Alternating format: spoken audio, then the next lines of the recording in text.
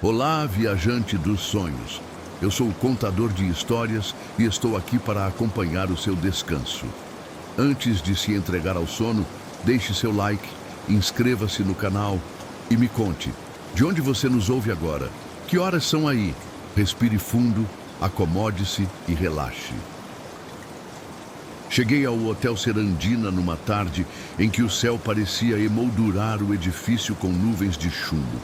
A fachada Art Nouveau, outrora colorida, ostentava agora tons de ferrugem e musgo que escorriam das sacadas como lágrimas antigas. Aceitei o cargo de zelador temporário porque a oferta era boa. Hospedagem gratuita, salário razoável e a promessa de paz para terminar minha monografia sobre sonhos lúcidos. A proprietária, Dona Celeste, uma mulher de expressão doce e olhos côncavos, entregou-me o molho de chaves e frisou um único cuidado: manter fechada a porta do quarto. 47. O Serandina fora inaugurado em 1928. Hospedara políticos, músicos, de rádio, poetas boêmios. Depois, declinara com a chegada de rodovias que desviaram turistas.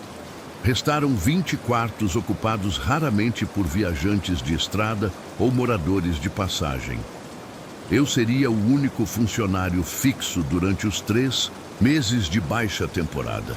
Na primeira noite, explorei cada corredor, conferindo fechaduras, lâmpadas, goteiras.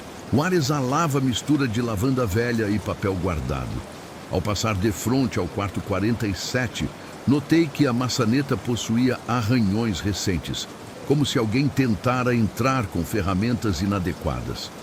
A chave correspondente tinha uma etiqueta vermelha, diferente das outras, todas azuis. Resolvi perguntar a Celeste na manhã seguinte. Ela dispensou explicação. É só um depósito, disse, sorrindo com doçura cansada. Fechado por segurança. Não insisti, mas naquela madrugada, enquanto anotava leituras do aquecedor no porão, ouvi passos no 3º andar. Piso onde ficava o 47. O hotel estava vazio de hóspedes. Subi correndo. Os corredores, iluminados apenas por arandelas fracas, estalavam sob meu peso. Ao chegar, nada além de silêncio e o pulsar distante das tubulações. Encostei a orelha na porta proibida. Percebi ruído leve, como páginas viradas por vento tímido. Toquei a chave vermelha no bolso, deixei para lá. Na segunda semana, o quadro de energia apresentou variações estranhas. Lâmpadas do corredor do 3º andar piscavam sempre às 2h17. Testei reatores, fios, fusíveis. Nada errado. Uma madrugada, decidi esperar sentado numa poltrona encostada à parede oposta ao quarto 47, termômetro digital na mão. Quando o relógio marcou 2h17, as luzes falharam. O termômetro caiu de 21 para 4 graus em segundos. E da fechadura proibida, escapou um sopro gelado que cheirava a tinta fresca. O fenômeno durou 1 minuto, logo tudo voltou ao normal. No termômetro, a leitura ficou gravada, como se o aparelho recusasse esquecer. Relatei a Celeste. Ela apenas murmurou: "O hotel gosta de lembrar quem já passou por aqui. Não se preocupe com coisas que não lhe pertencem."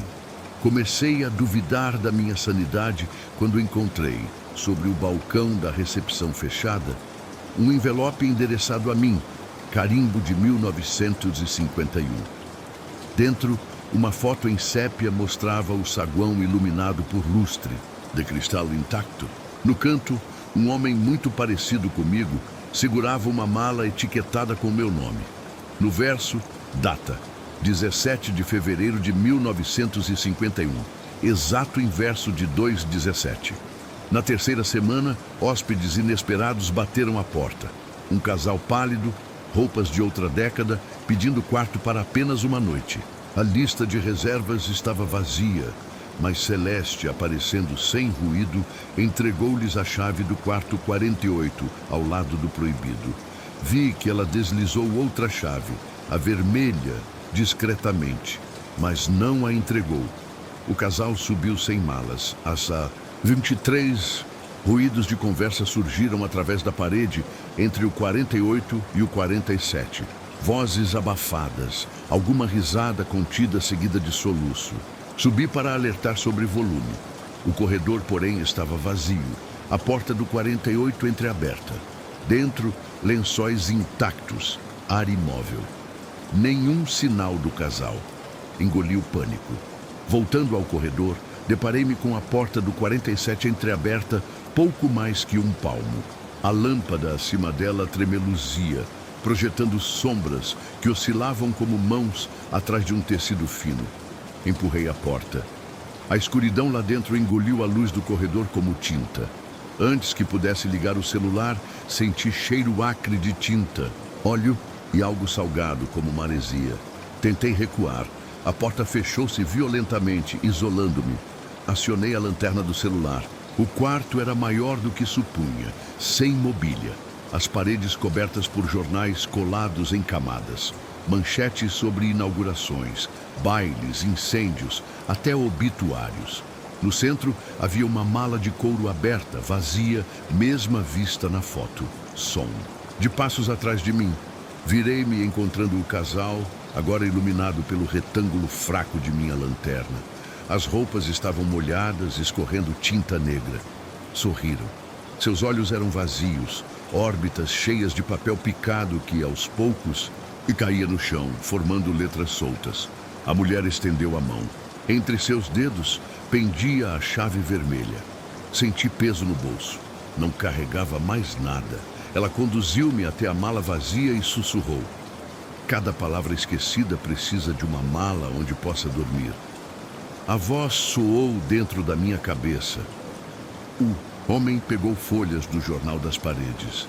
Nelas, reconheci trechos da minha monografia, parágrafos que eu ainda não escrevera. Ele amassou uma página, enfiou na mala.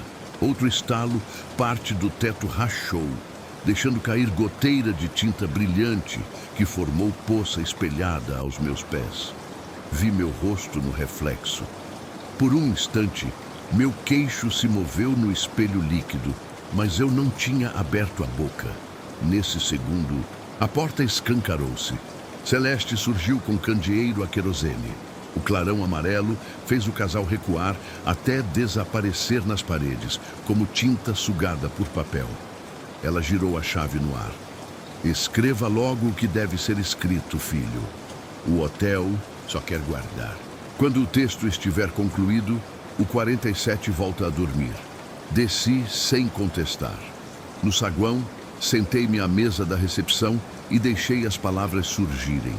Escrevi histórias sobre corredores que alongam, relógios que marcam futuras despedidas, hóspedes que nunca partem.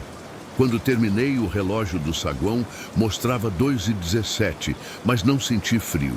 Devolvi o caderno a Celeste. Ela sorriu, subiu as escadas e o silêncio envolveu tudo.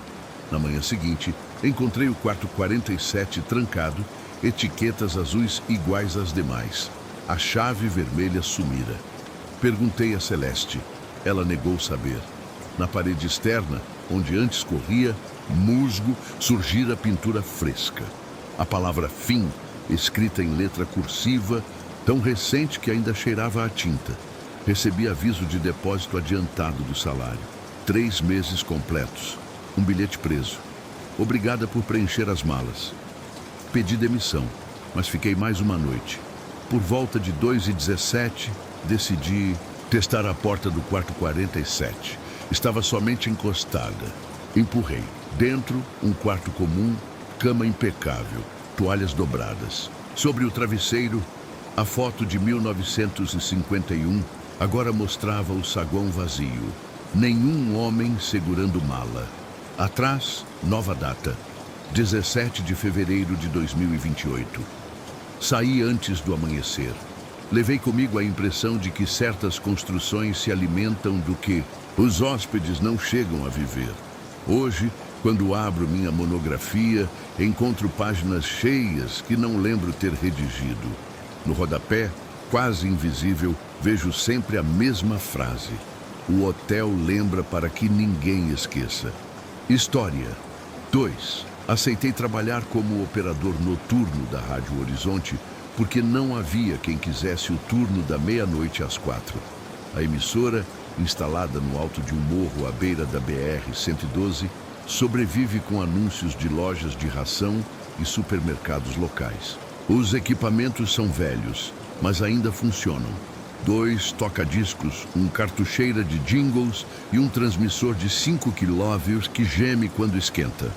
Meu papel seria simples: manter o sinal, rodar playlists pré-programadas, anunciar a temperatura a cada meia hora e atender ouvintes que pedissem músicas antigas. No primeiro plantão, Marcelo, o locutor diurno, deixou instruções rabiscadas num caderno e um aviso: se ouvir interferência às 2h33, não mexa no dial. Deixe tocar até terminar. Perguntei do que se tratava. Ele riu sem humor. Você vai perceber. Primeira noite a 1h15. Depois de tocar Moonlight Sonata em disco arranhado, notei ruído estático nos fones. Um chiado irregular, como chuva metálica. Ajustei o VU, limpei a agulha. Nada mudou. A 1h18, o ruído cessou sozinho. Achei que fosse captação de relâmpago distante. Às 2h30, preparei o boletim meteorológico. Enquanto lia a temperatura, os monitores oscilaram e a luz fluorescente sobre a mesa piscou. Pontualmente às 2h33, entrou sinal não identificado no canal auxiliar. Um acorde de órgão lento, dissonante, como nota mantida além do tempo. Lembrei-me da instrução. Tirei o microfone do ar e deixei o volume daquele canal aberto. Nota prolongou-se por exatos 33 segundos. Depois, silêncio. O transmissor voltou ao normal. No gravador de rolo que registra as transmissões para arquivo legal, a fita travou. Só conseguiu registrar zumbido. Anotei tudo no diário de bordo. Ao amanhecer, Marcelo chegou esbaforido. "Tocou?" perguntou. Assenti. Ele fez sinal para não comentar e iniciou o programa matinal. Segunda noite trazia comigo um gravador digital próprio. Queria registrar a interferência. A madrugada transcorreu calma até 2h33. Tirei o microfone do ar e apertei REC. O acorde de órgão entrou. Mas agora havia algo por cima. Murmúrios em latim ou língua inventada. Vozes múltiplas na mesma nota, como coral respirando debaixo d'água. 33 segundos depois, fim. Reproduzi. O arquivo estava vazio. Apenas os 33 segundos de silêncio digital. O espectro da onda mostrava ruído branco planificado, nenhuma frequência distinta. Meu gravador ficara mudo enquanto meu ouvido ouvira música e vozes. Ao sair, encontrei Marcelo na porta, olhos encovados. Já tentou gravar, né? Ninguém consegue. A rádio é que escuta, não os aparelhos. Pedi explicação. Ele contou que a Rádio Horizonte fora construída sobre a fundação de um seminário destruído por incêndio na década de 1950.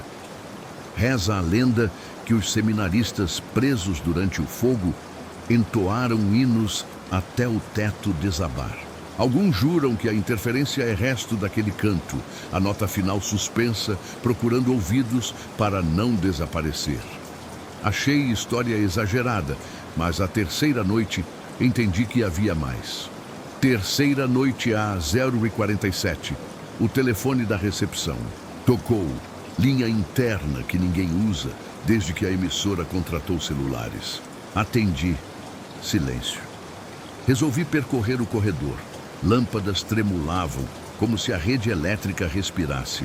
No estúdio, o VU dançava embora nada tocasse. Voltei aos comandos, restaurei o playlist. Ao girar-me, notei neblina fina perto do teto, rodopiando em espiral exatamente sobre a mesa. Passou rápido. Pus a mão no metal do fone, gelado. Às 2h33, esperei a nota. Ela veio, acompanhada desta vez de batidas surdas, como alguém esmurrando porta distante. Senti cheiro de madeira queimada. Quando cessou, os monitores mostravam um pico de 16 dB acima do normal, porém a antena não reportara sobrecarga. Documentos antigos passei a tarde seguinte no arquivo municipal. Encontrei recorte do jornal Aurora Diário, 17 de abril de 1956. Incêndio destrói seminário de São Gabriel, órgão de tubos derretido. Outra nota, 2 dias depois, moradores relatam música noturna vinda das ruínas. Na foto granulada, a fachada chamuscada lembrava inegavelmente o contorno atual do prédio da rádio. Mostrei a Marcelo. Ele acrescentou detalhe. A emissora começara a receber interferência em 1989, depois que trocaram o transmissor. Engenheiros vieram, trocaram cabos, aterraram antena. Nada. Então, o fundador mandou pintar cruz de cinza no teto do estúdio. Durou 3 anos sem anomalias. Quando a tinta descascou, o acorde voltou. Sempre às 2h33. Quarta noite, levei frasco de gelo seco para testar a ventilação. Queria confirmar se a neblina vinha de variação térmica. A 1h, liberei vapor. Dissipou-se rápido. A 2h28, a temperatura na sala caiu de 22 para 10 graus sem motivo. Meu alarme de CO2 disparou, embora níveis estivessem normais. Então, 5 minutos antes do horário habitual, o telefone interno tocou de novo. Na linha, ouvi o acorde. Não o chiado. Seguido de voz feminina clara. Sobe aqui, a porta está aberta. A chamada caiu. Corri ao corredor. No fundo, porta de serviço para o sótão que eu nunca abrira, entreaberta. Levei lanterna. Degraus rangiam, madeira antiga. Lá em cima, em vez de entulho e cabos, encontrei sala com piso de mosaico, paredes de pedra original. No centro, sob clarabóia, restava parte de estrutura metálica, base do antigo órgão. A lanterna piscou. Quando voltou, sobre o apoio da partitura, havia livro de couro carbonizado. Soprei fuligem. Páginas grudadas exibiam pauta musical simples, uma nota longa, gravada como semi-breve, dó sustenido. Durava 33 compassos, nenhum repouso. Abaixo, texto latim corroído, mas reconheci a expressão vigilate, quia necitis. Ora, vigiai, pois não sabeis a hora. De repente, chão vibrou. A nota soou no ar, mas não saía de alto-falante algum. Vinha da sala inteira. Vibração transmitiu-se aos meus ossos. A lâmpada única do sótão acendeu sozinha, banhando tudo em laranja de incêndio. Vi sombras projetadas, homens em batina, fileira atrás de mim, cantando sem boca. Desci correndo. Ao pôr o pé no corredor, a porta se fechou com estrondo. No estúdio, 2h33, exato, acorde final soou pelos fones. Depois, silêncio absoluto. O transmissor desligou. Gerador reserva. Também, no vidro da cabine, meu reflexo mostrava fumaça às minhas costas, mas virando-me, não havia nada. Última transmissão, Marcelo chegou cedo. Encontrou-me tremendo. Acenou com envelope pardo, carta de renúncia. Dele. Não aguento mais, disse. A nota me chamou ontem, mas eu não subi. Você subiu, agora a rádio quer você. Entregou-me chaves da estação. Antes de sair, lançou o último aviso. Se um dia a nota terminar antes dos 33 segundos, corra. Significa que eles desceram. Fiquei sozinho. Na noite seguinte, testei desligar todo o equipamento às 2h25. Mesmo sem energia, o acorde emergiu, tão alto que vibrou vidros. Caiu fuligem do teto. A porta do sótão bateu 3 vezes, ritmo de batidas que eu ouvira pelo telefone. Nos dias seguintes, comecei a ouvir murmúrios mesmo fora do horário, notas curtas espalhadas no sinal, dominação lenta. Leitores fiéis ligavam reclamando, de eco estranho na programação. Patrocinadores ameaçaram rescindir, mas eu já não pretendia mantê-los. Agora escrevo esta mensagem no caderno de ocorrências. É 2h20. Sinto o cheiro de madeira queimada novamente. Decidi subir ao sótão com o microfone ligado direto na linha master, sem filtros. Vou entregar-lhes a antena, a cidade, o éter inteiro. Talvez, se a nota for enfim completada, os ecos encontrem repouso. Se, depois desta noite, você sintonizar 98.3 FM e ouvir um órgão que parece segurar um único acorde condenado, não mude de estação. Escute até o fim. Conte, se quiser. 33 segundos. Se o som durar menos, desligue o rádio, feche as janelas e reze. Pois quando o silêncio chegar antes da hora, o coro finalmente terá descido em busca de plateia. História 3. Consegui o emprego no Instituto Cartográfico de Itamotinga, depois de responder a um anúncio obscuro. Procura-se técnico para turno noturno, salário acima da média, preferência para quem não teme silêncio. Parecia piada, mas a remuneração cobria minhas dívidas de pós-graduação. E eu sempre gostei de mapas. O Instituto ocupa um prédio modernista afastado do centro, cercado por mato ralo e torres de micro-ondas. O laboratório principal é uma sala circular onde cartógrafos digitais tratam imagens de satélite em mesas glorificadas. Depois das 23 horas, porém, só um operador permanece. E naquela temporada de chuvas, eu era esse alguém.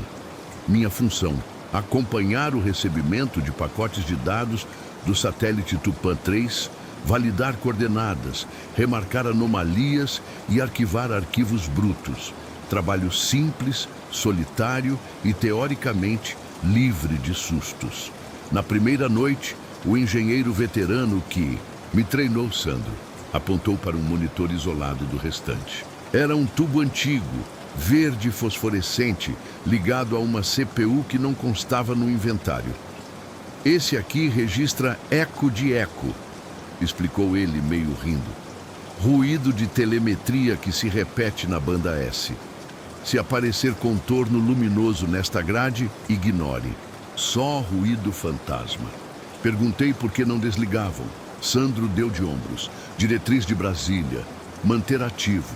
Dizem que ajuda na calibração, sei lá. À meia-noite ele foi embora. Desejou boa cartografia e deixou-me cercado de telas azuis pingando coordenadas. Liguei a playlist de jazz no fone e me concentrei. Nos primeiros pacotes, tudo normal. Nuvens sobre o Acre, desvio de latitude compensado, imagens de rodovias recém-asfaltadas. A 1h47, entretanto, o tubo fosforescente piscou. Linhas de varredura revelaram um perfil que parecia costa recortada, mas invertida. Pontos brilhantes como faróis em penínsulas que não existiam no Atlântico Sul. Fixei o olhar. A forma assemelhava-se à silhueta do próprio Brasil, virada do avesso, interior pontiagudo e litoral côncavo. O contorno tremulou e apagou.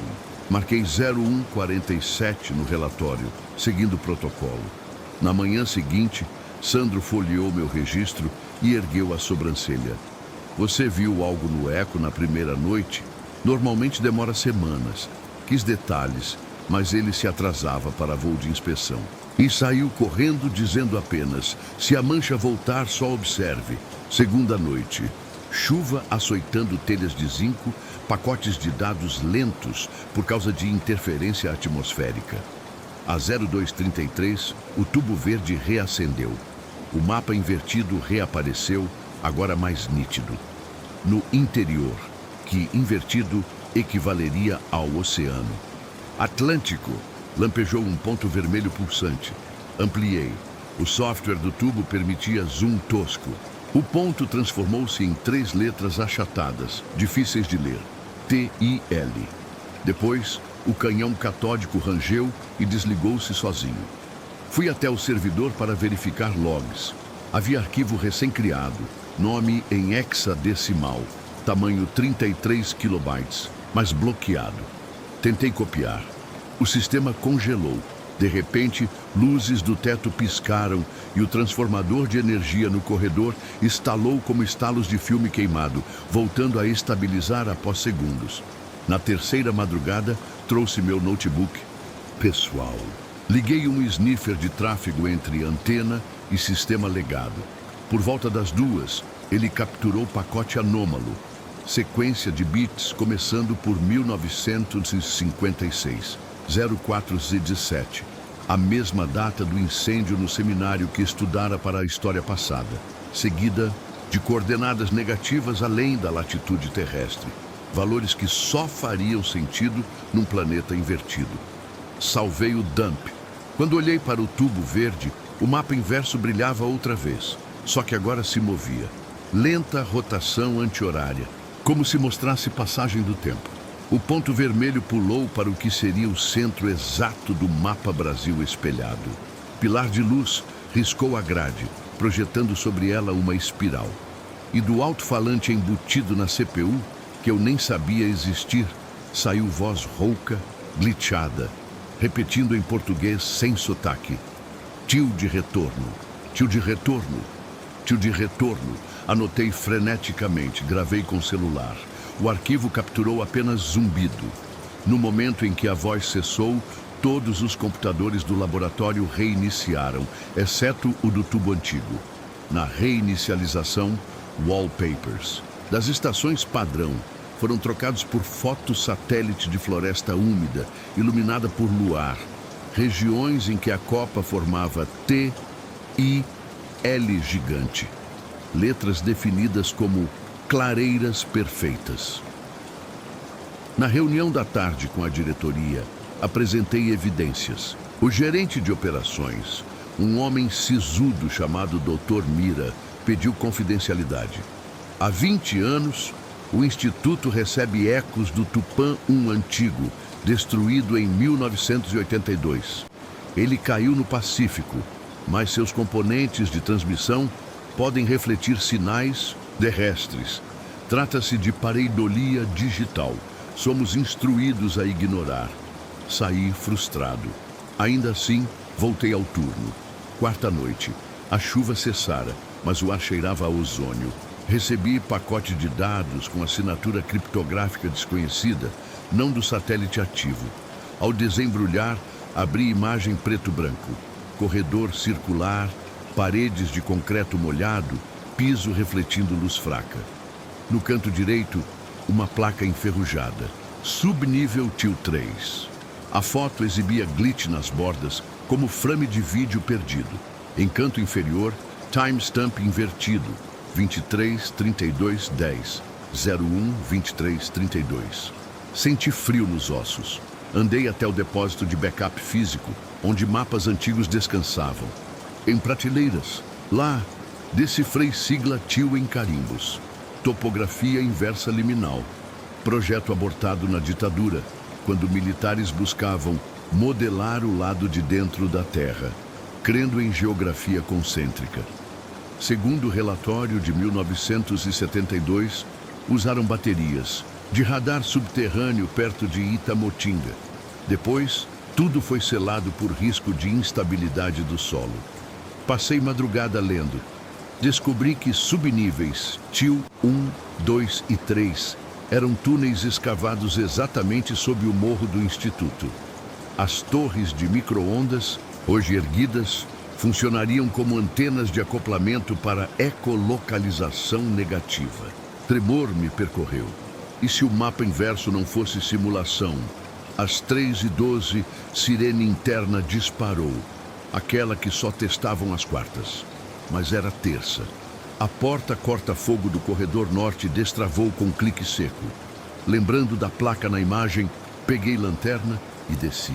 A escadaria metálica afundava mais que os mapas de planta baixa indicavam. Cada patamar mostrava TIL 1, TIL 2, até TIL 3. A temperatura despencou. No último degrau, corredor elíptico idêntico ao da foto, concreto suado, odor de terra virgem. No meio do corredor havia console antigo, tubo catódico menor, mostrador circular.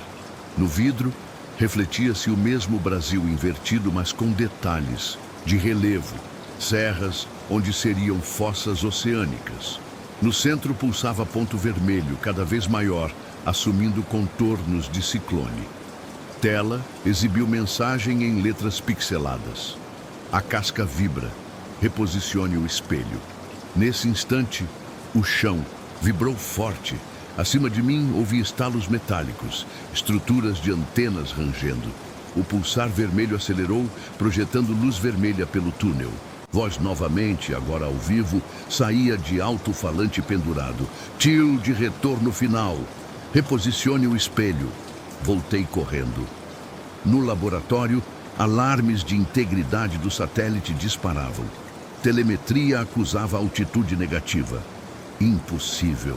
Telas mostravam feed de câmera a bordo. Oceano noturno curvando-se para cima, como tigela gigante, estrelas mergulhando onde deveria ser horizonte. Tentei enviar comando de abortar transmissão. O teclado respondeu com latência e devolveu o string. Você está do lado errado. Quando olhei pela janela panorâmica, a paisagem externa parecia revirada.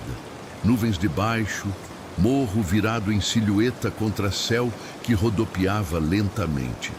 A sensação era de que a base inteira se invertia, mas meu corpo mantinha gravidade no piso, no tubo verde.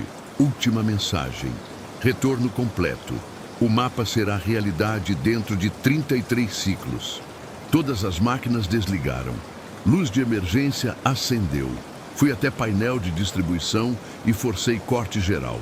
A vibração cessou. Lá fora, porém, o horizonte mantinha leve convexidade oposta. Hoje, o Instituto está sob quarentena. Equipes do Exército cercaram o morro, alegando risco de desabamento. Dentro, transformadores queimados, HDs tostados, console do subnível TIL 3 inexplicavelmente derretido. Sandro nunca voltou do voo. O satélite Tupã 3, segundo agências, perdeu atitude e afundou no Atlântico. No entanto, às 2h33 de cada madrugada, meu relógio de pulso, desligado de rede, emite pulso elétrico e telas pretas piscam contorno luminoso de Brasil invertido. Escrevo este relatório porque a mensagem final gravada no tubo reapareceu na minha geladeira, formada por ímãs de receitas. Reponha o espelho. Não sei que espelho é, mas a cada dia o horizonte parece menos curvo da forma que deveria ser. Se um dia você notar que o pôr do sol afunda para o zenite, lembre-se dos subníveis TIL. Talvez não tenhamos virado o mundo. Só descoberto que o lado certo nunca foi este. História 4. Aceitei o turno noturno no Centro de Controle de Elevadores Municipais, porque o anúncio prometia salário alto em troca de vigilância leve. O prédio, uma torre administrativa de 30 andares abandonada desde 2011, abriga o painel central, que ainda comanda dezenas de elevadores espalhados pela cidade, remanescentes de um antigo sistema de sincronização que ninguém se atreve a desligar. Meu trabalho seria registrar picos de tensão, reiniciar motores presos e manter ativa a linha direta com a equipe de resgate. Foi a expressão vigiar ruídos anômalos no eixo que me intrigou, mas não o bastante para recusar. Recebi instruções do engenheiro Monteiro, homem de bigode ralo e olhos que evitavam contato. Mostrou-me o salão circular, onde 17 monitores exibiam diagramas de cabos de aço e contrapesos em tempo real. No centro, uma mesa redonda sustentava o ouro velho, painel analógico de 1974, ponteiros, lâmpadas e um telefone preto de disco. Quase tudo é automático, jurou Monteiro, exceto às 03h33. Nesse minuto, não responda chamadas. Anote apenas. Perguntei o motivo. Ele apertou os lábios como se comprimisse segredo. Porque quem liga não precisa de resposta, só de testemunha. Primeira noite às 22h, luzes de emergência tingiam o salão de âmbar. Testei rádios, revisei interruptores. Às 0h17, detectei primeiro pico. Elevador 12. Prédio do antigo tribunal, subindo sem comando. Abri canal de voz. O microfone devolveu chiado e algo que soava como passos leves ecoando no poço. Enviei sinal de parada. O carro desacelerou e, ao estacionar no 14º andar, o painel mostrou capacidade 0 pessoas. Registrei ocorrência. Silêncio.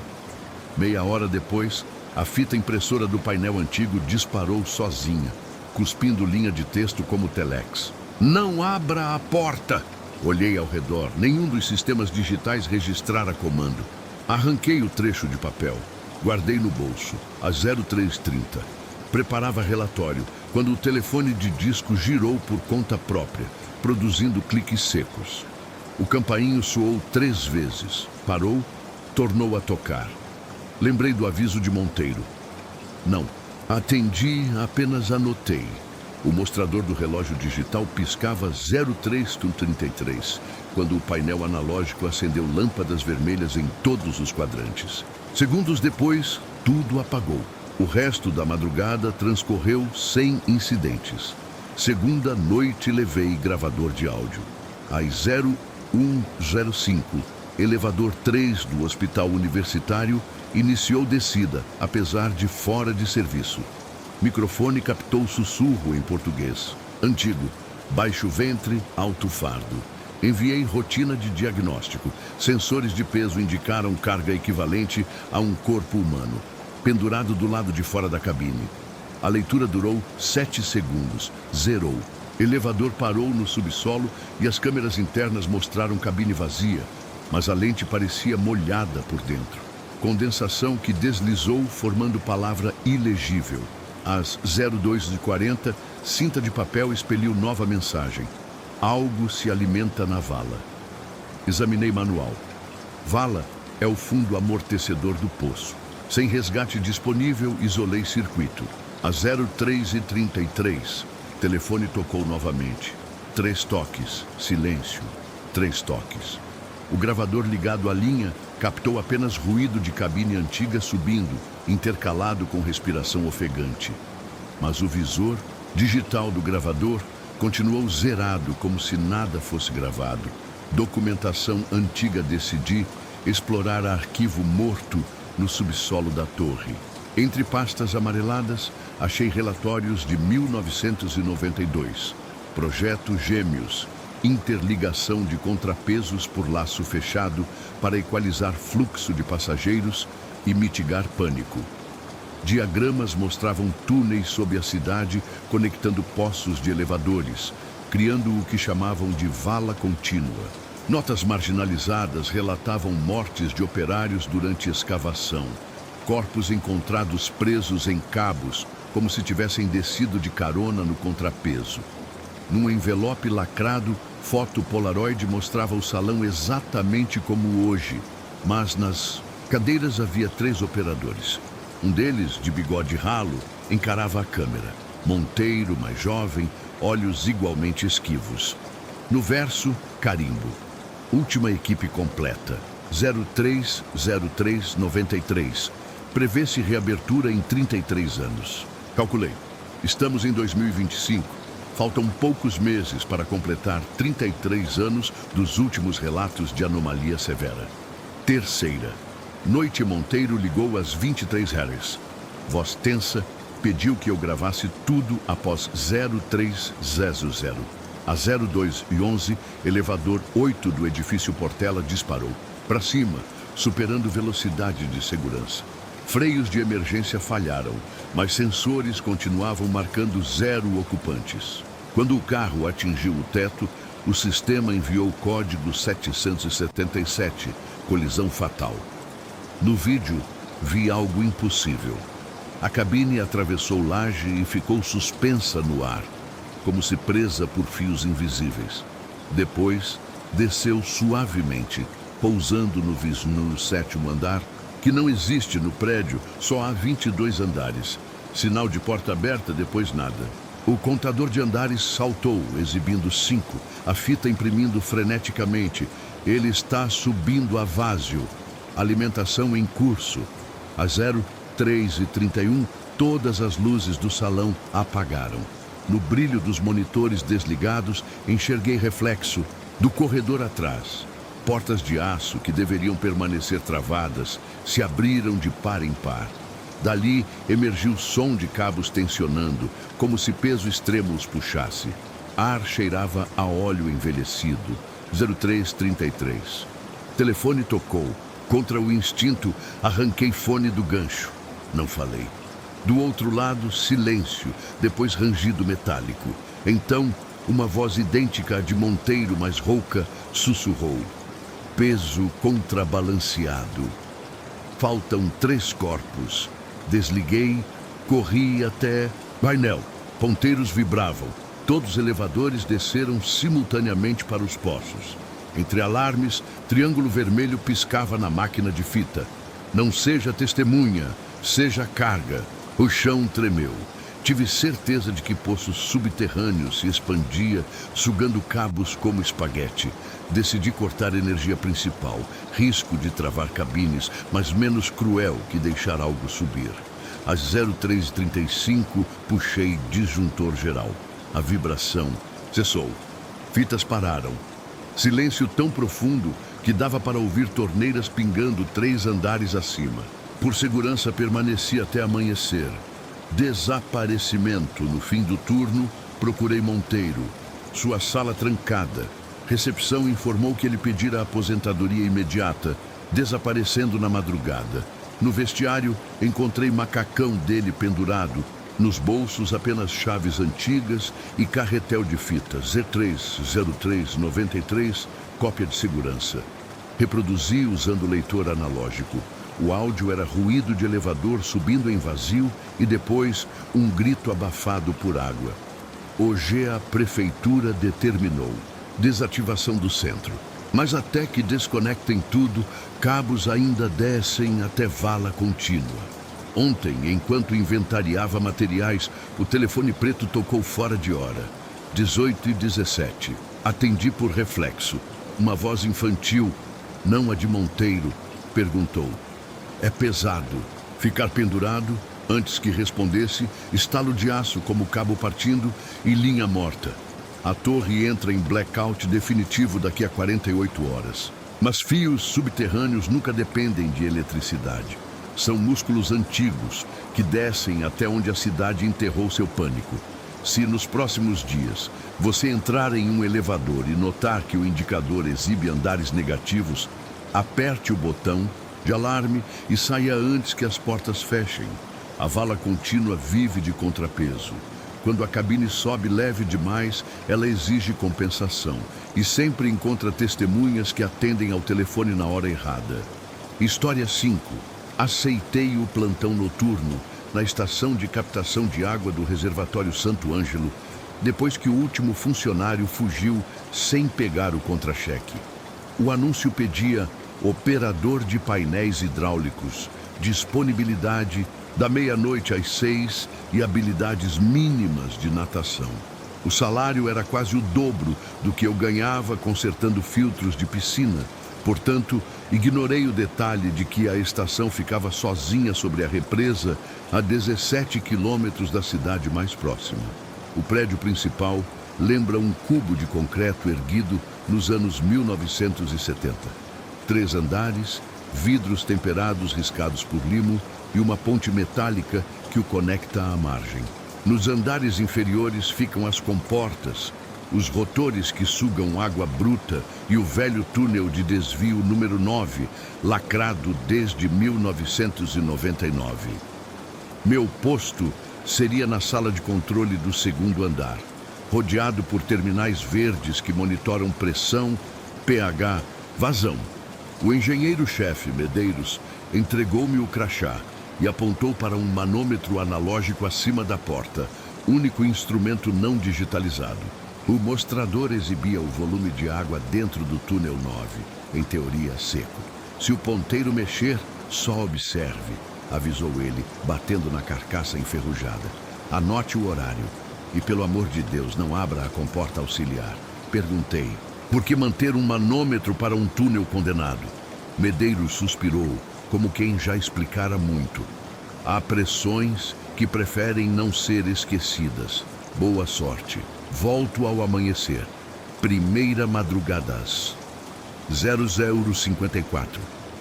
Tudo estava calmo, exceto o zumbido dos motores. Do lado de fora, a superfície da represa refletia lua minguante como lâmina quebrada. Revisei tabelas, ajustei cloro, bebi café instantâneo. A 01 a 33, senti vibração leve sob o piso. Pensei ser vento. Então, ouvi o primeiro som. Algo entre gemido e borbulhar distante, vindo do posto de inspeção ao lado da escada. Fui ver. O nível marcava normalidade. Quando voltei, o manômetro de túnel 9 se mexeu. Ponteiro subiu 2 milímetros, oscilou e parou. Anotei 0134. Minutos depois, o monitor de ruído hidrodinâmico, que registra ondas sonoras dentro dos canos, captou sussurros graves, como vozes ressoando num salão cheio d'água. O software transcreve fonemas quando há padrão. A tela piscou, repetindo a palavra baixe, mas a pressão no tubo principal seguia estável. Considerei falha de microfone, reiniciei o sistema, as vozes sumiram. Segunda madrugada levei gravador portátil. A 0015, o manômetro subiu mais, 5 milímetros acima do zero. Se fosse água, significaria fluxo reverso. Impossível, pois a comporta permanece soldada. Liguei o gravador perto do tubo sonoro. Nada. Quando voltei ao console, havia pingos sobre o teclado, como se alguém sacudira a toalha molhada acima dele. O teto seco desmentia goteira. A 0359, aviso de vibração anormal no túnel 3, acendeu. A câmera interna mostrou curso d'água normal, mas na lente havia manchas que lembravam mão dada de criança. Ao tocar na tela, ela ficou fria, apesar de termostato fixo em 22 desvales. A 0404, alarme geral tocou. Supersaturação química, parâmetro que implica mistura de substâncias desconhecidas. A bomba descartável D-Line começou a trabalhar sozinha, drenando para fora do sistema, algo que os sensores identificavam como água com salinidade negativa. Classificação que não existe. 30 segundos depois, tudo voltou ao normal. Contei o ocorrido a Medeiros às 07 horas. Ele esfregou os olhos cansados. Sempre às 04 no centro. Eles ferveram ali dentro justamente nesse horário, no apagão de 99. Pedi detalhes. Consegui só fragmentos. 5 operários soldados na comporta durante manutenção. Falha de válvula. Guia da cidade desligou bombas por engano. A onda engoliu-os no túnel 9. Corpos nunca achados. Entulho lacrou a entrada. Busca por arquivos na tarde livre, vasculhei jornais antigos. Achei nota curta. Acidente em represa. Autoridades afirmam que não há risco à qualidade da água. Nada mais. Um blog obscuro de mergulhadores contava a versão não oficial. O túnel 9 ficou invertido, sugando água para o interior do morro ao invés de expulsar. Terceira madrugada levei microfone de contato, fixei no cano principal ligado ao 9. A 01 de 17, ponteiro tremeu 10 milímetros. Manteve-se. O áudio captou batidas espaçadas como martelos em chapa submersa. Depois, estalos lembrando solda rompendo. Transcrição automática gerou frases desconexas. Pressão, alívio abaixo, voltar, luz, estamos peso, a 02:50, luzes fluorescentes falharam e claridade verde piscina tomou sala. Vinha da janela que dá para a represa. A água lá fora parecia iluminada de dentro. Turbilhão lento formava redemoinho, apontando justamente para o poço de desvio onde termina o túnel 9. Vi, então, silhuetas elevando-se na coluna líquida, 5 figuras humanas flutuando em pé dentro do redemoinho, roupas se movendo como algas. Cada silhueta segurava algo que lembrava tocha fosforescente. Subiram até quebra-ondas, depois mergulharam de volta. Quando sumiram, a luz verde apagou. A 0404, todos os sensores dispararam. pH despencou. Turbidez subiu a 0 visibilidade, mas só durou 1 minuto. Após, gráficos voltaram normais, como se nada. Retirei a amostra d'água. Cor era levemente leitosa. Ao microscópio portátil, partículas pareciam escamas minúsculas, refletindo luz verde. Guardei-as. Descoberta. No arquivo Mortono. Dia seguinte, encontrei armário trancado no almoxarifado. Dentro, pastas carimbadas. Projeto Refluxo 98-99. Relatórios descreviam testes para captação reversa, a fim de acelerar limpeza do reservatório. Ideia abandonada após acidente por fenômenos de cavitação psicossomática nos operadores. Anexo final. Lista de 5 funcionários desaparecidos. Cada nome seguido do horário 0404. Foto em preto e branco mostrava a equipe sorrindo diante do túnel. 9 aberto. Atrás, espelho d'água refletia rosto extra, ensopado, impossível de identificar. Quarta. Madrugada, coloquei fita marcando 0 no manômetro às 23 horas. A 00 ponteiro subiu 5, depois 10, até 40 milímetros. Pressão que romperia aço, mas nenhum alarme de estrutura soava. O tubo de som transmitiu coro de vozes arrastadas, cantando escala do faré inversa. Eu juraria sentir piso inclinar levemente como barco. A 03:55, os sensores externos indicaram queda brusca de nível na represa. 15 centímetros em 3 minutos. Impossível sem ruptura. Mas câmeras mostravam superfície intacta, espelho perfeito de estrelas. Então compreendi. O reservatório esvaziava-se para dentro, sugado talvez pelo túnel invertido. No console, janela pop-up piscou, fonte verde, compensar ausência. Logo abaixo, botão virtual. Abrir comporta auxiliar. Confirmar. Lembrei da ordem de Medeiros, mas se a pressão continuasse a subir, paredes poderiam ceder. Em vez de abrir, desliguei motores principais e cortei energia de válvulas automáticas. Luzes vermelhas explodiram. Um estrondo ecoou do nível inferior. Poços vibraram, alarmes choraram. Fiz coragem e desci a escada de ferro. No hall técnico, tampa metálica da comporta auxiliar tremia como pandeiro. Parafusos giravam sozinhos, cuspindo ferrugem. Água leitosa brotava pelas frestas, escorrendo pelo corredor. Vozes ecoavam do tubo, claras agora, pegando o ritmo de marcha. Segura a solda, puxa o peso. Segura a solda, puxa o peso. Virei para o painel local. Puxei disjuntor geral. A estação mergulhou no breu, apenas luz de emergência. A tampa parou de ranger. Vazamento cessou. Mas algo ainda gotejava. Não água, e sim arranhões metálicos que soavam quase como gotejo. Contagem de segundos. Subi. Na sala principal, manômetro caía lentamente até 0. Computadores reiniciaram em modo de diagnóstico. Tela exibiu mensagem final. Túnel 9 recalibrado. Próxima medição. 0404-2026. 04.04. Agora Medeiros não apareceu ao amanhecer. Encontraram a caminhonete dele abandonada na estrada. Portas abertas, farol aceso. Dentro, meu crachá provisório e potinho com as escamas verdes que eu guardara. A água dentro do potinho evaporara, deixando apenas resíduo de pó calcário, que formava número 404 quando inclinei a luz. A prefeitura suspendeu captação e decretou investigação, mas ainda bebo do filtro da cozinha. A água tem gosto leve de ferrugem e sonho. Há noites em que acordo às 0404 com a sensação de estar submerso, pulmões cheios, mas respirando sem dor. No escuro do quarto, o espelho do armário reflete 5 figuras atrás de mim, segurando lanternas verdes, esperando que eu abra a comporta para compensar a ausência.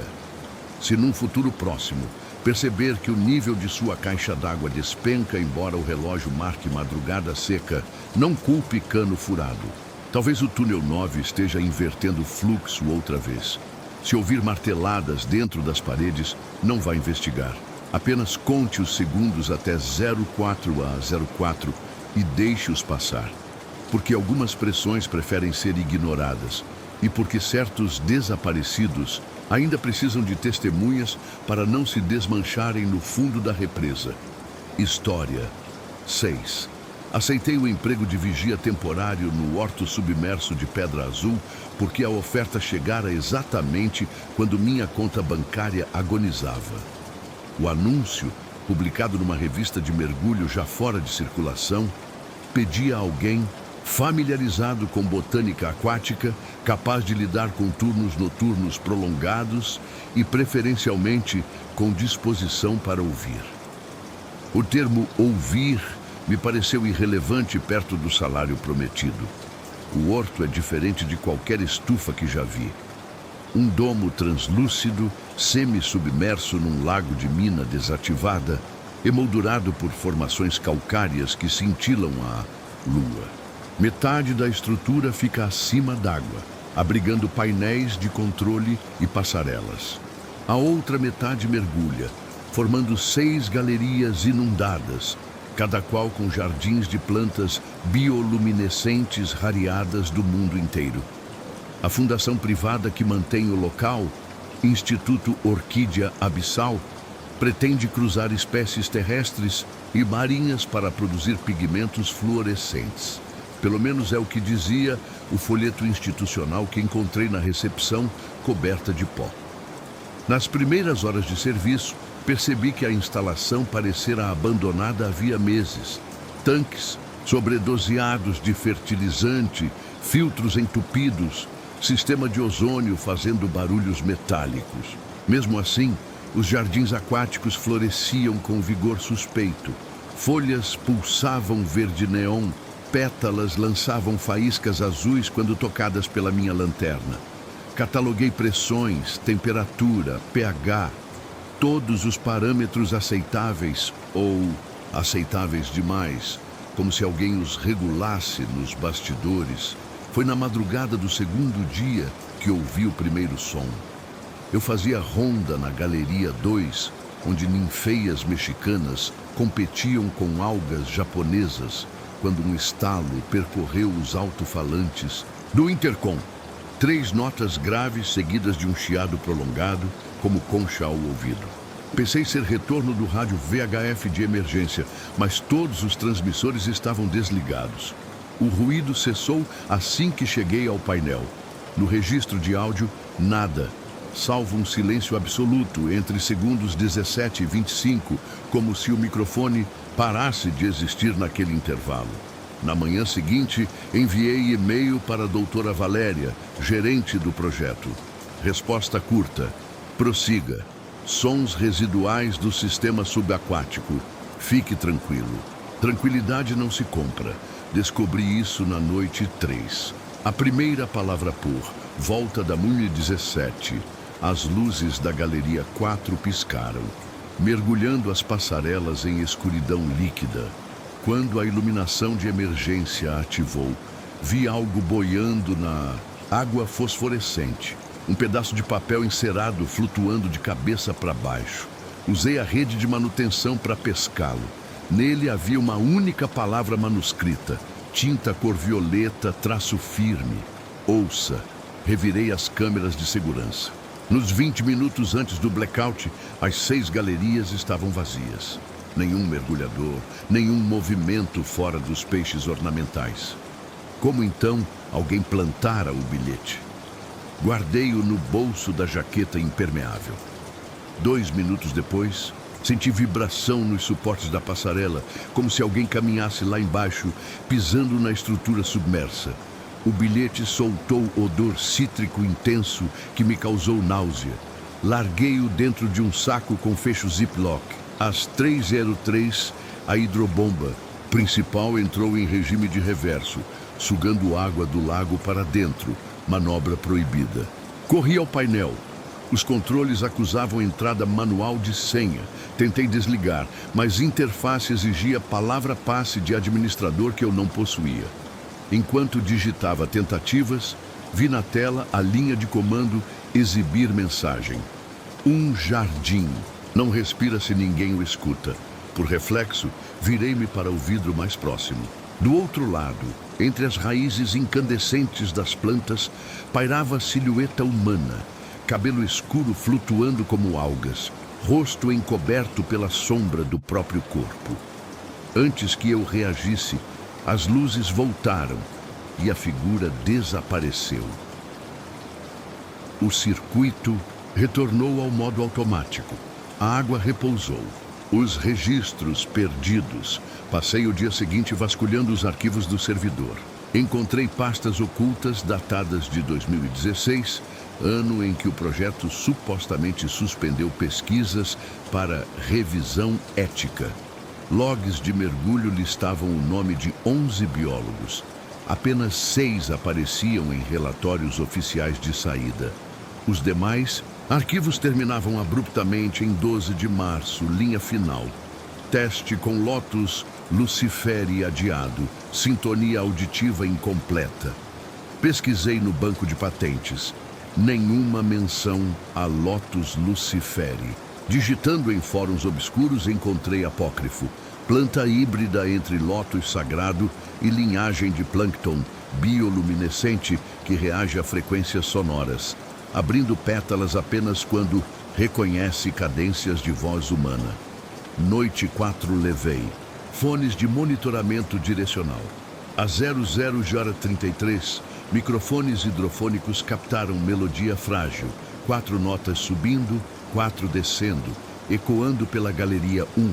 O espectro mostrava harmônicos semelhantes à fala humana, mas modulados pela água. Segui o som até o convés de observação superior.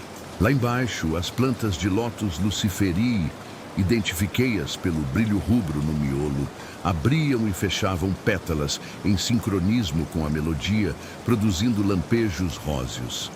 As notas cessaram e as flores se fecharam instantaneamente. O lago escureceu. No fone veio o sussurro. Não feche a porta. Olhei em volta, não havia porta ali. Contudo, teclas no painel do convés começaram a piscar, sinalizando que comporta lateral externa, usada para escoar excesso de água, estava destravada. Vesti traje de mergulho e desci pela escada interna para verificar. Encontrei comporta entreaberta, corrente gelada infiltrando-se. Quando tentei empurrá-la para fechar, algo do lado de fora empurrou de volta. Não um fluxo de água, mas resistência firme, como mão humana. Lancei lanterna pelo vão. A luz alcançou o peito de mergulhador usando o macacão do instituto. Cinta de ferramentas no quadril, mas o visor da máscara refletiu apenas meu feixe. Gritei. A figura recuou, comporta cerrada com estalo. A água ao redor aqueceu subitamente, embaçando o visor. Subi à superfície arfando. Ao retirar a máscara, percebi que meu gravador ainda transmitia, mas não captava minha respiração. Em vez disso, reproduzia vozes abafadas, chamando nomes. Todos os 5 pesquisadores faltantes nos registros. Apaguei a gravação sem pensar. A carta de Valeriana, manhã seguinte, recebi envelope impresso, selado com o logotipo do Instituto. Dentro, carta assinada por Valéria. Prezado operador, o horto vive na tensão entre silêncio e audição. Plantas respondem ao que foi semeado nelas. Não apenas nutrientes, mas vozes. A pesquisa interrompida foi necessária. Contudo, as matrizes ainda exigem testemunhos auditivos para completar seu ciclo. Pedimos que faça uma única leitura em voz alta, no coração da galeria, a 0303. Texto anexo. Após o turno estará concluído e sua compensação será dobrada. Cordialmente, Dravaléria, diretora. O anexo era um parágrafo em latim híbrido, algo sobre germinatio et restitutio vocis. Estava decidido a abandonar o posto, mas curiosidade venceu. Noite 5, às 02h55, calcei botas de borracha e dirigi-me à plataforma central, disco flutuante sobre a intersecção das 6 galerias. As luzes de teto filtravam-se na água negra tingida de verde. Às 03h03 exatas, li o texto. Reação foi imediata. Todas as plantas submersas acenderam num crescendo de cor escarlate. Pétalas abriram-se, expulsando bolhas que subiam como pérolas luminosas e rebentavam na superfície, exalando perfume adocicado. Entre as bolhas emergiram 5 corpos, de bruços, cobertos de limo mas conservados, todos vestindo trajes de mergulho com crachás antigos. Flutuavam imóveis, porém rostos mantinham expressão serena, olhos fechados. O lago entrou em turbilhão. As plantas recolheram-se, luzes morreram. Alarmes apitaram pressão crítica. Domo rangeu. Corri ao painel, tentei equalizar. Software exibia contagem regressiva. Restitutio vocis 90, 89. Nessa hora, ouvi passos atrás. Virei-me. Via-se silhueta feminina na outra extremidade da passarela, luva de laboratório reluzindo. A suposta Valéria, ela ergueu mão, apontando para os corpos, depois para a própria garganta. Movimento de quem pede que eu continue lendo. Outra leve tremida, e a estrutura desprendeu filetes de vidro. Decidi interromper. Puxei a alavanca manual de drenagem, bombas dispararam, sugando água para tanques externos. As flores apagaram-se, corpos desceram devagar, tornando ao fundo. Countdown congelou em 33. Quando voltei o olhar, a silhueta sumira. Fuga ao amanhecer. Abalos cessaram, mas rachaduras formaram veias por todo o domo. Coletei minhas coisas, guardei amostras de água num frasco. Dentro havia bolha que não estourava como joia presa. Enviei relatório de evacuação de emergência. Nenhuma resposta. Telefone do instituto fora de serviço. Antes de sair pela ponte, olhei o último painel ligado à energia reserva. Contador permanecia em 33, mas data agora mostrava 33/03/2033. Data inexistente. Abaixo mensagem. Sem audição, não há germinação. Estou de volta à cidade. Mas a bolha no frasco continua intacta, expandindo-se ligeiro a cada dia. De noite, ao apagar as luzes do apartamento, percebo reflexos vermelhos dançando na água como pétalas. E, se aproximo o ouvido, ouço vozes distantes, pedindo para eu ler em voz alta mais uma vez. Talvez o horto não precise de sua cúpula. Talvez baste carregar uma semente de silêncio em qualquer frasco de vidro para que ela floresça, contanto que haja quem ouça. Se algum dia seu aquário ganhar brilho rubro e plantas parecerem reagir ao murmurar dos encanamentos, não leia. Em voz alta, línguas que desconhece. Lembre-se, certos jardins brotam do resíduo de vozes engolidas pela água. E tudo o que querem é que continuemos lendo para que as flores não fechem nunca mais. História 7. Aceitei o trabalho de curador-monitor no Observatório Sonar 13, porque a promessa de pagamento por semana equivalia ao que eu recebia em um mês dando aulas particulares de física. O anúncio, postado num fórum obscuro de radioamadores, pedia alguém com ouvido absoluto ou, em falta disso, disposição para longos silêncios. Não possuo ouvido absoluto, mas sempre tolerei o silêncio, então preenchi o formulário. 3 dias depois, recebi passagem de trem, contrato lacrado e um bilhete. Chegar antes do crepúsculo. As constelações não gostam de atrasos. O Observatório Sonar 13 fica numa antiga pedreira, a 40 quilômetros da cidade mais próxima, escondido entre paredões de basalto. De longe parece um radiotelescópio convencional, prato de 30 metros voltado ao céu. Mas o miolo da estrutura guarda um auditório subterrâneo.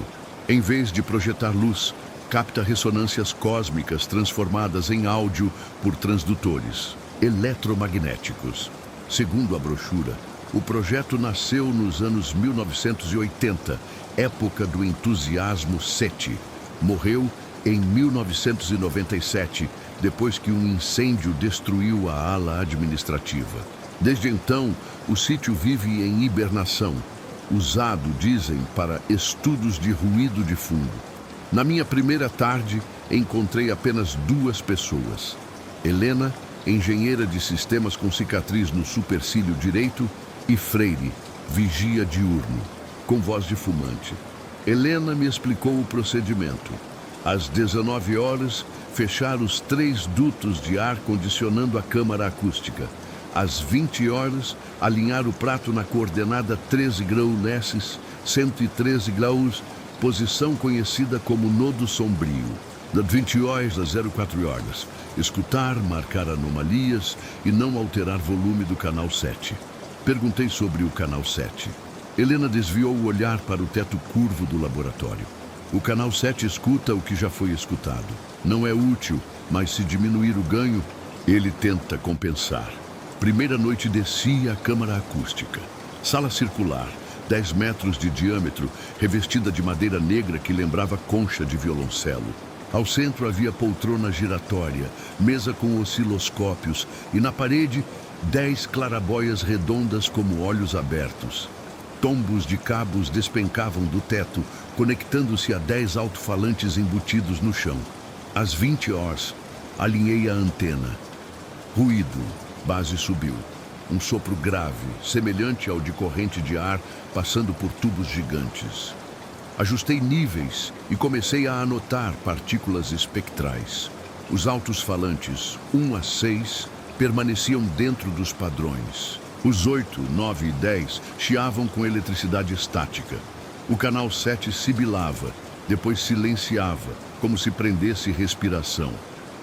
A 2307 ouvi o primeiro estalo. Veio do falante 7. PDF sonoro curto, seguido de 3 notas harmônicas que formavam intervalo. Menor. O osciloscópio registrou pitada de sinal. Frequência 77 Hz. Amplitude variável. Anotei.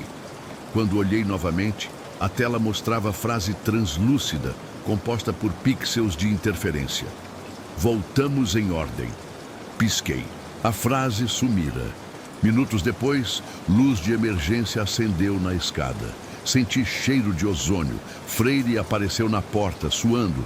Disse ter visto clarão elétrico no prato. Fomos ao pátio. Nada além de céu sem estrelas, reduzido a véu de nuvens. Mas a lataria do telescópio exibia marcas circulares, como se alguém impressionara concha de ouvido contra metal aquecido. Segunda noite levei gravador digital. Às 20 horas, alinhei a antena. O ambiente parecia mais frio. Osciloscópios já mostravam ruído aumentado antes de qualquer captura. Às 21h44, alto-falante 7 explodiu em grito metálico. Não exatamente som, mas vibração corporal que me dobrou. O gravador marcou pico, depois travou. Quando voltou, ele armazenava arquivo de 767 kilobytes, mas ao abrir, continha apenas silêncio de meia hora. Nessa madrugada, clarabóias de vidro começaram a embaçar por dentro. No centro de cada uma, brotou mancha escura, que se movia seguindo o ritmo do ruído. Fui limpar. Ao tocar o pano, as manchas retraíram, revelando superfície seca. Quando me afastei, reapareceram. Agora em forma de runa semelhante ao número 13 invertido. O canal 7, durante esse espetáculo, repetia sequência Morse. Traduzi, TST. Helena confirmou depois. Logs de 1996 listavam o mesmo padrão, codificado como teste de sincronia total. Arquivos de 1997. Convencido de que algo maior se escondia, vasculhei microfilmes na biblioteca sem portas do porão. Encontrei diário do engenheiro Dr. Ítalo Viegas. Última anotação datava de 13/03/1997, 2 semanas antes do incêndio. O canal de retorno solidificou-se. Não responde mais a ruído solar, apenas replica nossas próprias transmissões com atraso de 33 horas. Mas a voz está diferente, preenchida de harmônicos inexistentes. João propõe desligar, Eu voto por manter. Se eles estão em ordem, talvez não estejam só do outro lado do prato. Talvez habitem o intervalo entre notas, onde a matéria se dobra. Não havia anotações posteriores. Fitas de backup de março estavam carbonizadas. Terceira noite Freire. Pediu folga. Fiquei sozinho. Às 0013 recebi chamada interna no intercom, linha nunca usada. Operador, me ouvi. Voz cheia de estática, mas feminina. Perguntei quem era. Helena, respondeu. Porém sabia que Helena dormia na base da montanha. Deixara mensagem no rádio informando gripe. A voz prosseguiu. Desligue o prato, antes que o eco feche ou ele vai respirar por nós. O telefone caiu. Corri ao painel. No monitor, canal 7 mostrava onda senoidal perfeita, amplitude crescendo. Alto-falantes vibravam. Piso tremia. Clarabóias. Escureceram por completo, formando mapa de constelações que eu não reconhecia, pontilhado de manchas negras. Decidi seguir o conselho. Girei chave mestra para desvincular a antena. Nada. O motor de orientação se recusou. Fui ao terraço. Céu agora limpo, mas Prato girava devagar sozinho, apontando não para o nodo sombrio, e sim para zênite exato.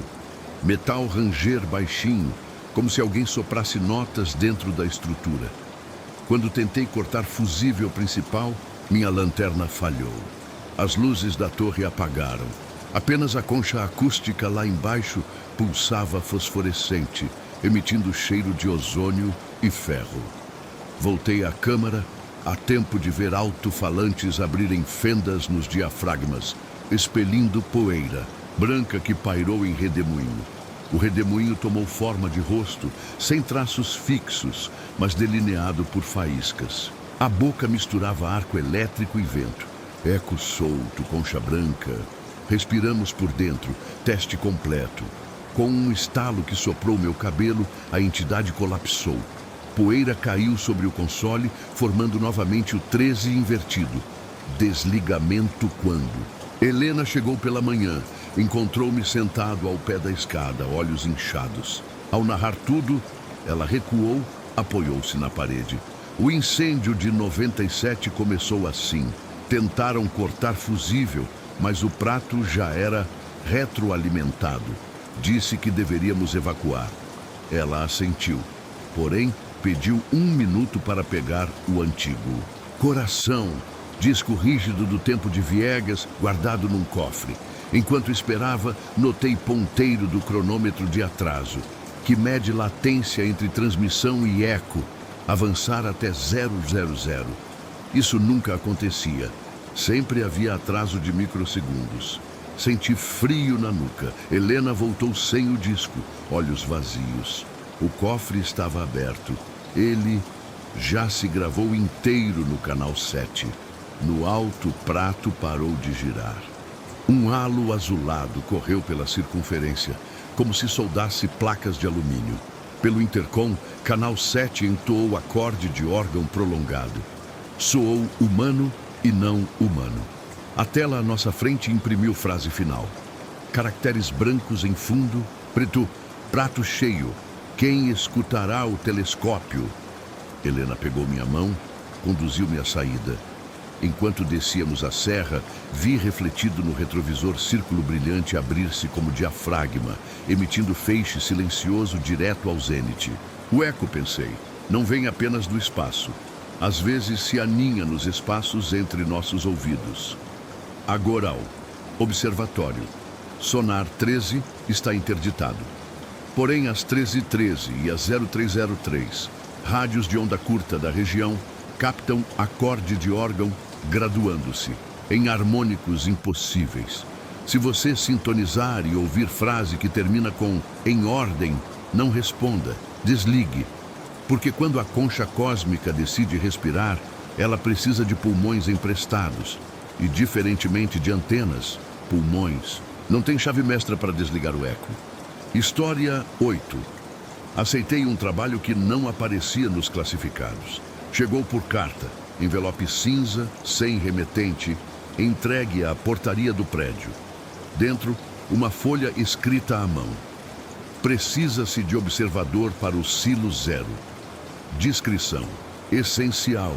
Comparecer à entrada sul do terminal ferroviário desativado às 22 horas, sem celular. Pagamento ao fim da semana. Pensei que fosse trote. Mas o nome completo no envelope, a caligrafia, reconheci de algum lugar da infância. E eu precisava desesperadamente do dinheiro. Então fui.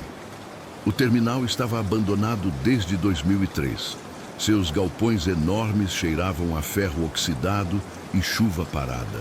Às 21h58, uma mulher de capuz preto saiu da sombra entre os trilhos e fez sinal para que eu a seguisse. Abaixo de uma das antigas plataformas havia uma escotilha. Descemos 3 lances de escadas metálicas. Então passamos por uma porta pesada com um número entalhado. 0, o Silo 0, era um cômodo circular subterrâneo com cerca de 20 metros de diâmetro.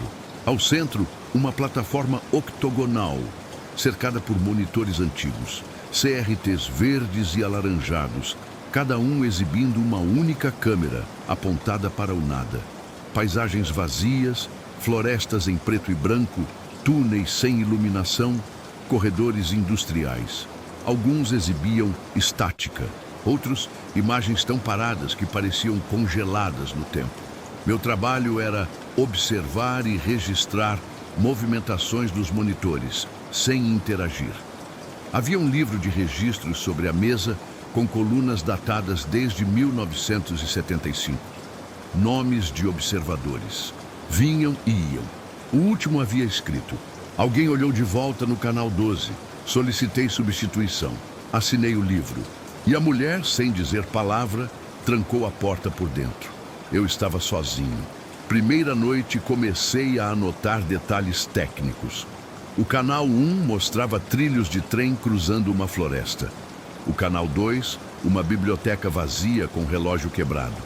O canal 3, uma estrada de terra sob céu nublado. Até o canal 15, todos pareciam saídos de pesadelos de vigilância. Mas o canal 16 estava desligado. Apenas uma tela negra, sem energia. Às 01h13, ouvi um estalo. Era o canal 12. A imagem, antes de um corredor vazio com tubos de cobre, agora mostrava um vulto parado ao fundo. Alto, magro, parecendo coberto por um manto. A câmera tremia sutilmente, como se captasse o calor da figura. Peguei o livro e registrei. 01h13, canal 12, presença observada. Figura imóvel, aparentemente consciente da câmera. 15 segundos depois, a figura virou a cabeça na direção da câmera. Mas não havia rosto, apenas um vazio escuro. E então a tela piscou. No instante seguinte, todos os monitores mudaram por uma fração de segundo. Vi imagens diferentes. Minha sala, minha cozinha, o corredor do meu prédio. Por um instante, o silo parecia estar vigiando a mim, mas logo tudo voltou ao normal. Exceto o canal 16, que agora exibia uma linha branca no centro da tela, como o marcador de um radar esperando o retorno. Segunda noite, quando retornei, a escotilha já estava destrancada. Não vi a mulher do capuz. Dessa vez, levei um gravador. Às 0:40, quando tudo parecia calmo, escutei um chiado vindo de dentro da parede. Não era o som dos monitores, mas como se alguém caminhasse pelos ductos de ar, arrastando algo metálico. Olhei ao redor. Câmeras mostravam ambientes idênticos à noite anterior. Mas o canal 8, que mostrava uma cabine telefônica abandonada em algum deserto, agora tinha a porta entreaberta. E uma das janelas do fundo estava suja de sangue. O gravador captou um ruído que parecia uma respiração ofegante. Reproduziu o som no fone. Havia algo mais, uma voz sussurrando em cadência rítmica. Se alguém olha tempo demais, é olhado de volta. O canal 16 agora exibia um contorno humano em linha pontilhada, como se estivesse mapeando uma figura invisível à câmera. Terceira noite. Quando entrei no silo, o livro de registros já estava aberto, com uma anotação escrita a lápis. Canal 5 identificou padrão de retorno. Veja janela 5 a 0303. Esperei a 0303. O canal 5, que mostrava uma sala de aula abandonada, revelou algo assustador. Todas as carteiras estavam viradas para a câmera, como se dezenas de alunos invisíveis tivessem girado ao mesmo tempo. Em cima da lousa, escrito com giz, não podemos mais sair. A temperatura do silo caiu drasticamente, hálito visível. Na tela do canal 16, agora era visível uma figura de costas, ajoelhada, com os braços estendidos. Ela parecia implorar para que não fosse olhada.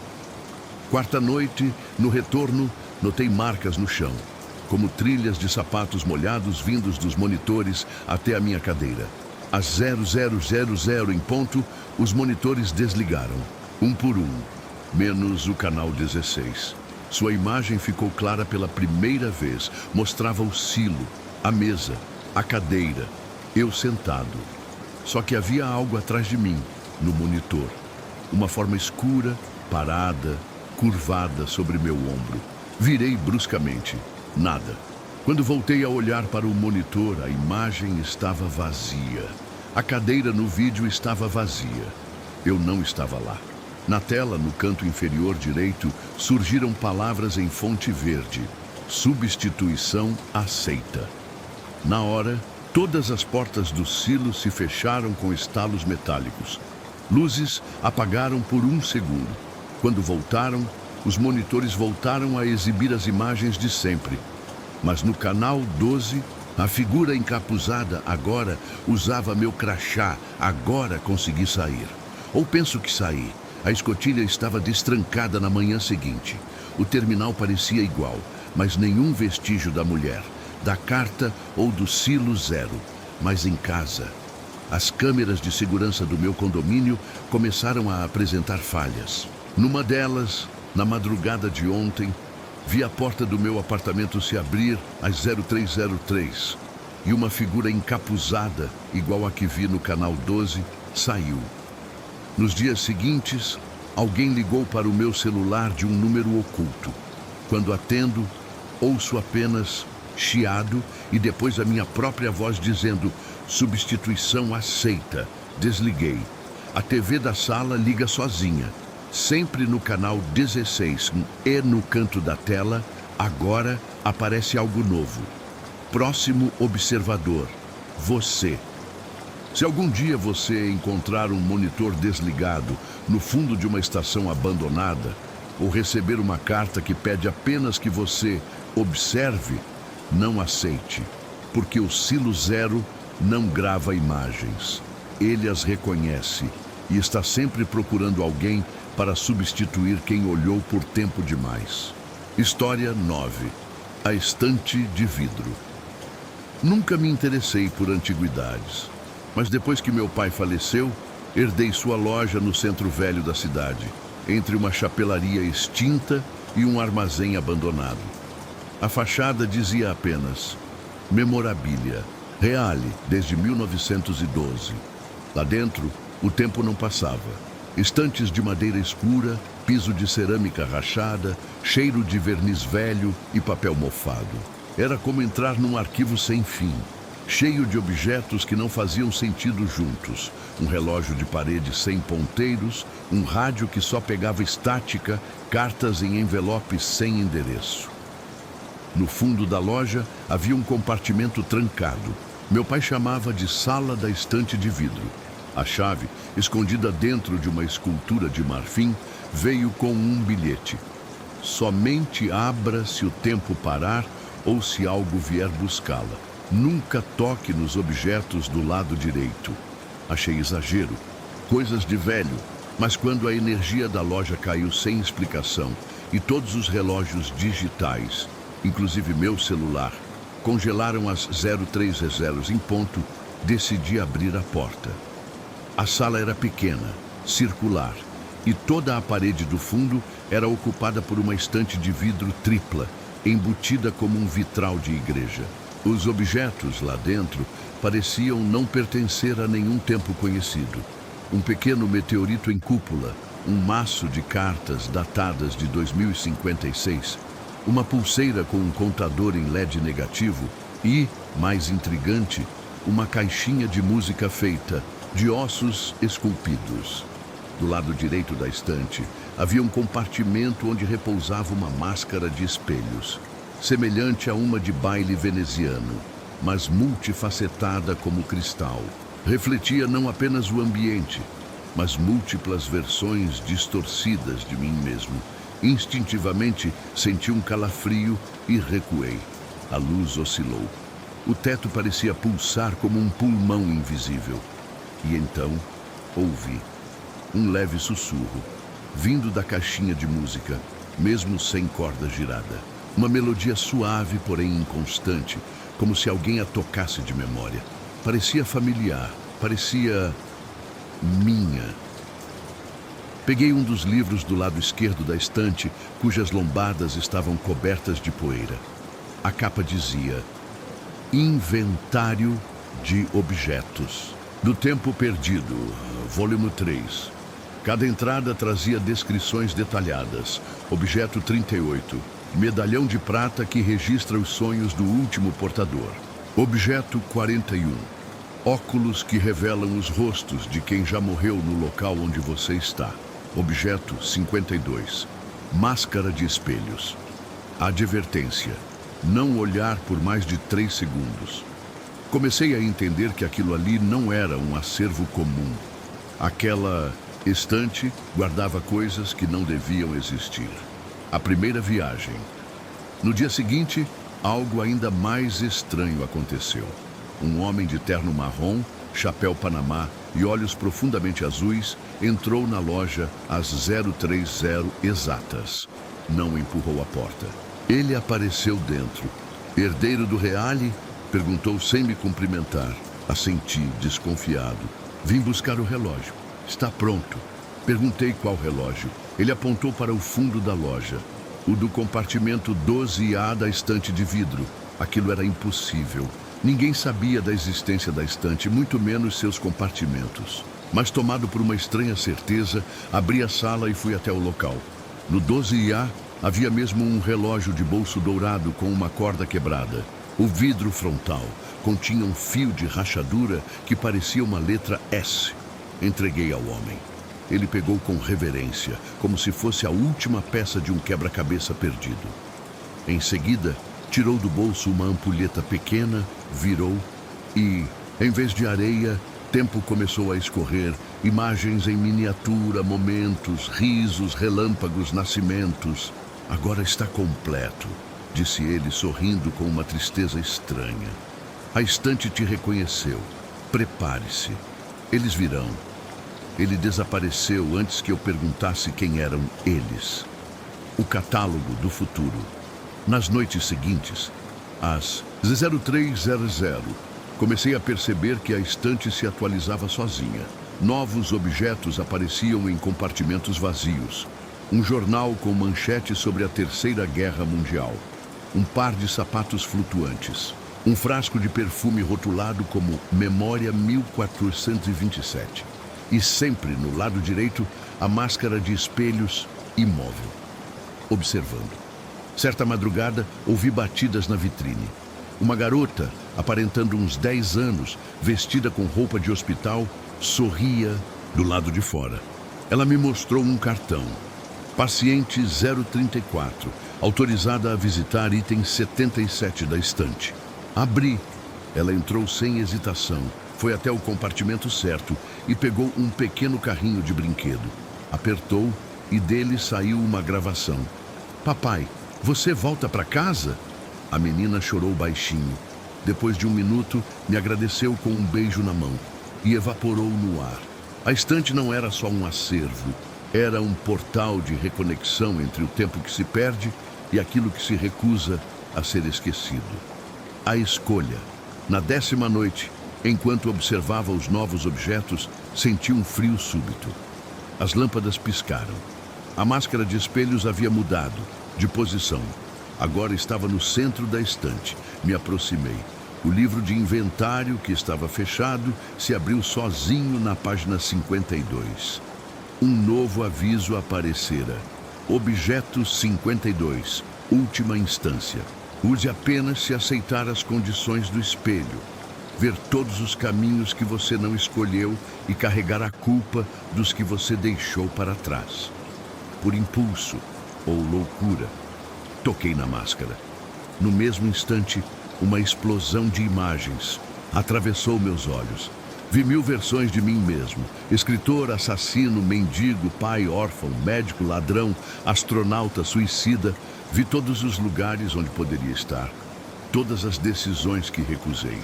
E no reflexo da última faceta, vi meu pai, ainda vivo, sentado atrás do balcão da loja.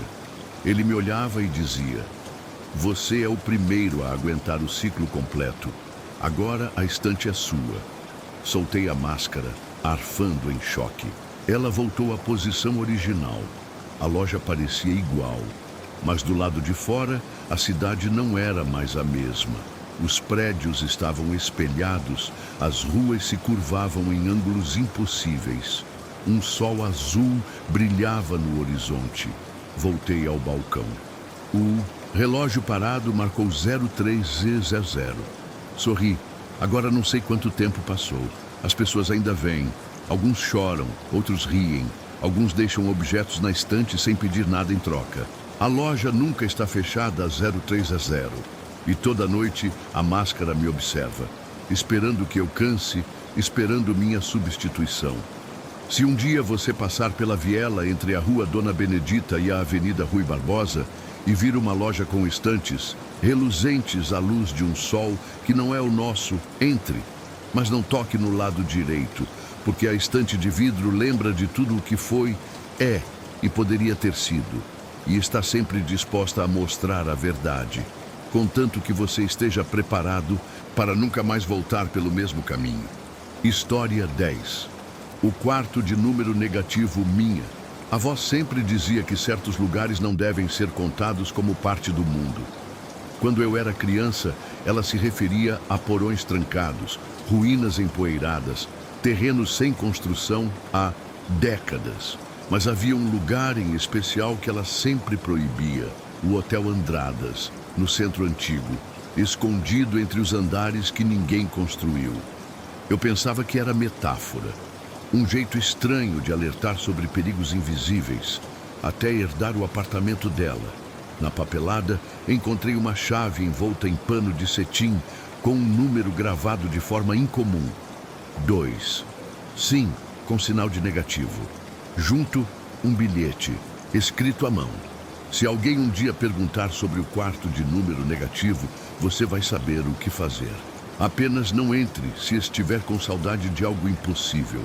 Guardei a chave numa gaveta, mas a curiosidade se tornou um tumor silencioso, crescendo a cada dia. Então fui ao Hotel Andradas. Um prédio sem história. Prédio parecia normal. Antigo, sim. Fachada arte deco desgastada, vitrais embaçados, mas nada ameaçador. A recepcionista era simpática, embora parecesse um tanto fora de lugar, como se tivesse saído de uma fotografia da década de 60. Perguntei se havia um quarto subterrâneo, algo abaixo do térreo. Ela franziu o senho, depois disse: "Não trabalhamos com quartos no subsolo, senhor, mas se for hóspede antigo, talvez possa usar o elevador de serviço. Ele conhece os destinos antigos. O elevador de serviço ficava nos fundos do saguão, atrás de uma porta de madeira com pintura descascando. Dentro, os botões iam do 1 ao 7. Mas havia uma chave oculta atrás do painel, exato encaixe da que herdei. Quando girei, o botão 2 acendeu, escondido entre os andares normais, como um dente mal formado. O elevador desceu, mas não, como normalmente se desce. A velocidade era uniforme, silenciosa, e não havia qualquer sensação de movimento. O visor que geralmente mostra os andares piscava. 2, fora de índice. Quando as portas se abriram, vi um corredor em tons sépia, com papel de parede desbotado e molduras antigas. Luz amarelada, sem fonte aparente. O ar ali era morno e imóvel, como se não houvesse passagem de tempo. Havia apenas uma porta, com o número gravado em latão. 2, o quarto à chave, girou com um estalo abafado. Entrei. Era um cômodo modesto, mas perfeitamente arrumado. Cama de solteiro, guarda-roupas, abajur, poltrona de leitura. O detalhe perturbador era que tudo ali parecia conhecido, como se fosse uma recriação fiel de um quarto da minha infância que jamais existiu. Havia brinquedos que me lembravam de sonhos que eu havia esquecido. Um livro que jamais li, mas sabia, de cor. Uma foto em preto e branco com minha mãe sorrindo, embora ela tenha morrido antes de eu nascer.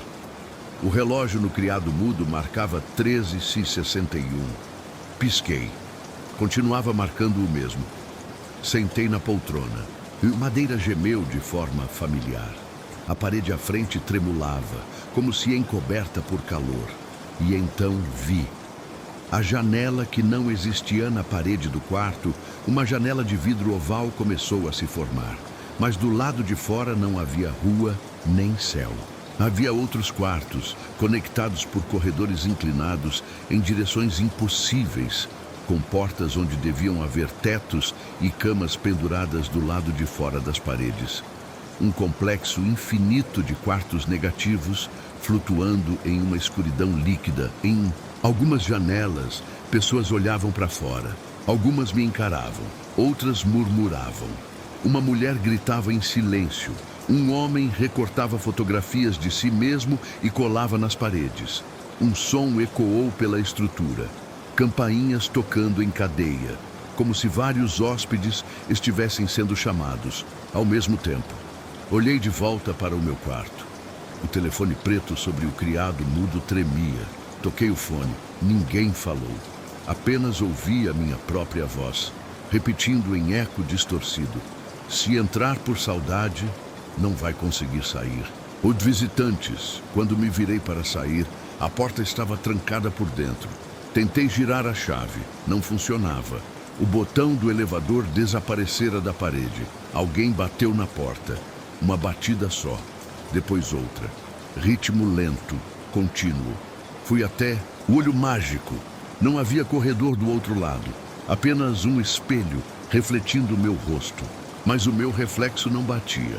Era mais velho, mais magro, vestia roupas diferentes e sorria. Quando afastei o rosto, o som da maçaneta girando começou. Corri para o canto. A porta abriu devagar. Nada. Vazio. Mas quando voltei ao quarto, a foto da minha mãe estava diferente. Agora ela abraçava um garoto que não era eu. E ao fundo havia o Hotel Andradas, com fachada nova. Como se a linha do tempo tivesse se ajustado enquanto eu hesitava.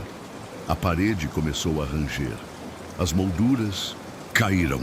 O abajur oscilava como se o cômodo estivesse girando.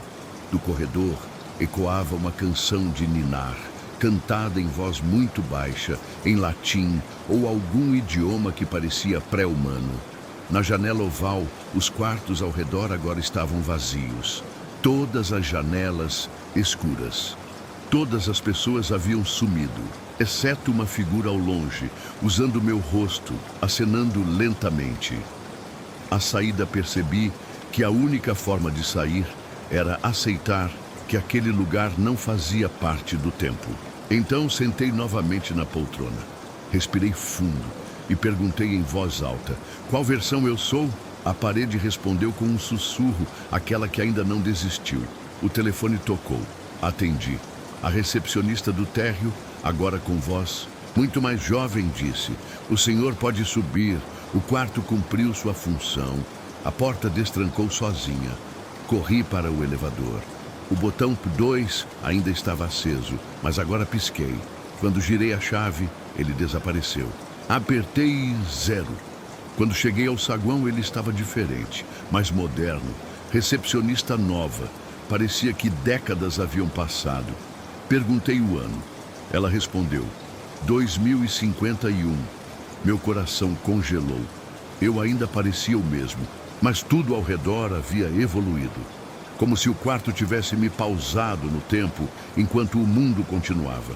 Saí sem olhar para trás. Agora, desde então, recebo cartões postais de cidades que nunca visitei. Neles, sempre o mesmo remetente. Hóspede. No 2, às vezes, à noite, ouço o som do elevador no fundo do meu prédio. E, de madrugada, vejo do lado de fora a silhueta do Hotel Andradas, mesmo quando sei que ele foi demolido há anos. Se você algum dia encontrar uma chave com número negativo, não a use. A menos que queira reencontrar alguém que você não tem mais, ou deseja esquecer para sempre. Porque o quarto de número negativo não te dá aquilo que você quer. Ele te mostra o que poderia ter sido e te deixa escolher se quer voltar a viver com isso ou não viver mais.